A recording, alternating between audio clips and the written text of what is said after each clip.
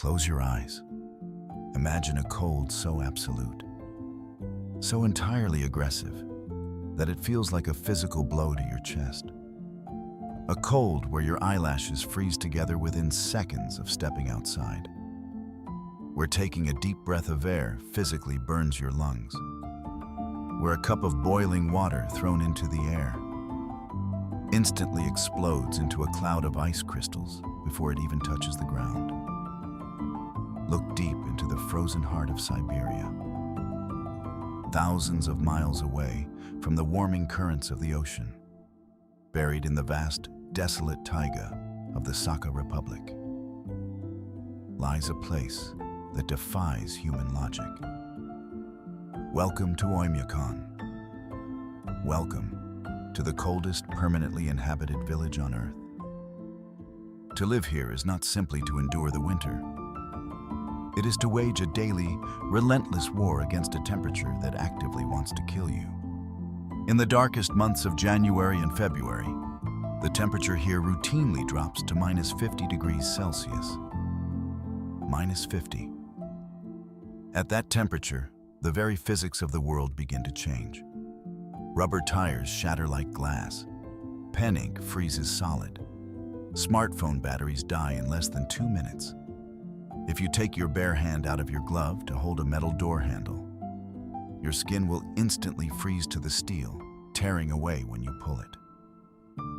The lowest officially recorded temperature in this valley was a staggering minus 71.2 degrees Celsius. It is a level of cold that the human brain struggles to comprehend. How do 500 people manage to live, raise children, and survive in a place that is colder than the surface of Mars on a summer day? The answer lies in absolute, flawless adaptation.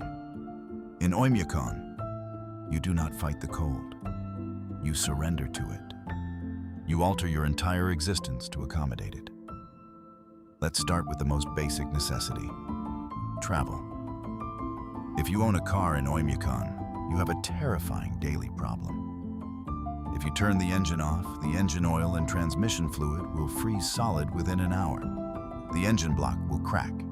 The car will be completely destroyed. So, from October to April, the cars are simply left running all day, all night, for 6 months. If a local needs to park outside a grocery store or a post office, the engine stays on. The entire village is permanently covered in a thick, choking fog of exhaust fumes and chimney smoke, trapped in the valley by the heavy, freezing air. If a car breaks down on the single, desolate highway leading into the village, a road ominously known as the Road of Bones, it is a matter of life and death. If the heating fails, the passengers will freeze to death in less than 30 minutes. Because of this, there is an unspoken, ironclad rule of the Siberian taiga. If you see someone stranded on the road, you stop. You do not ask questions. You do not hesitate. You save them. Because tomorrow, it could be you. But staying warm requires more than just engines and fires.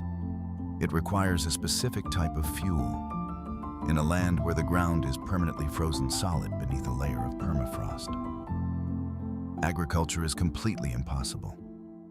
You cannot grow wheat. You cannot grow vegetables. There are no fresh apples or salads here. The diet of Oymyakon is entirely dictated by the ice. It is a diet of absolute survival: meat, fat, and fish. The locals rely heavily on reindeer and horse meat, which provides the massive amounts of calories needed to keep the human body burning warm. But their most famous dish is something called stroganina. Local fishermen head out to the frozen rivers, drilling deep holes through feet of solid ice to pull out Arctic fish. The moment the fish is pulled from the water, the extreme air temperature freezes it solid as a rock in seconds. Later, they take the frozen raw fish and shave it into long, thin, curling strips using a sharp knife.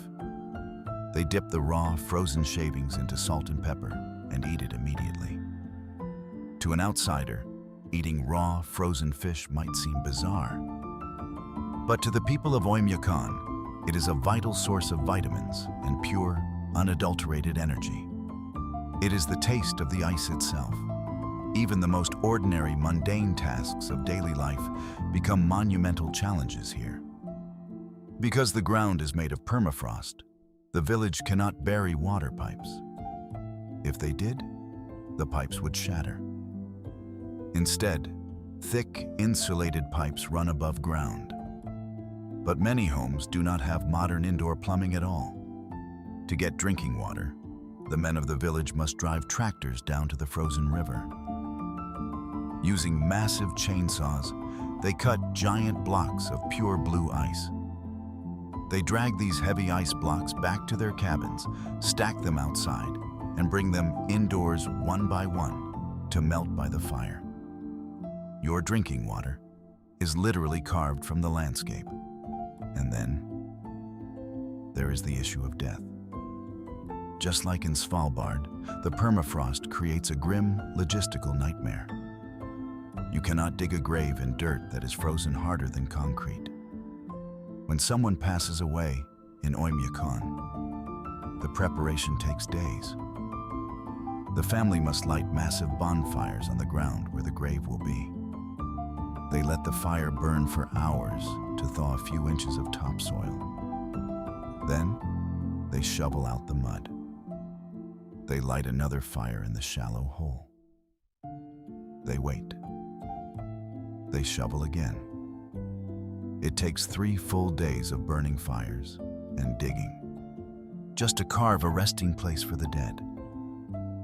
It is a brutal, exhausting process, but it is a testament to the respect they hold for their ancestors and the unyielding nature of the earth they live on. Why do they stay? When the outside world hears about Oymyakon, they are usually horrified. They ask why these people don't simply pack up and move to Moscow or anywhere south of the Arctic Circle. But that question misunderstands the soul of the Yakut people. They are deeply, profoundly proud of their endurance. To live in Oymyakon is to possess a toughness that the rest of humanity has lost. They look at the soft, heated, convenient lives of city dwellers with a quiet amusement. They know that they are the absolute masters of the cold. And despite the terrifying winters, they love their home. Because when the short, fleeting summer finally arrives in July, the temperature can swing up to 30 degrees Celsius. The snow melts. The rivers roar back to life. The taiga explodes with green grass and wildflowers. The contrast is staggering. It is a violent, beautiful rebirth. And in that brief, brilliant summer, the people of Oymyakon celebrate the light. Living in the coldest village on earth is not a punishment. It is a heritage. It is a life stripped of all fragility, a life where community is the only armor against the freezing dark. And as the thick, white smoke rises from the wooden chimneys, joining the freezing fog that blankets the valley, you realize something profound. The human spirit cannot be frozen. Even in the darkest, coldest corner of the planet, the fire inside refuses to go out.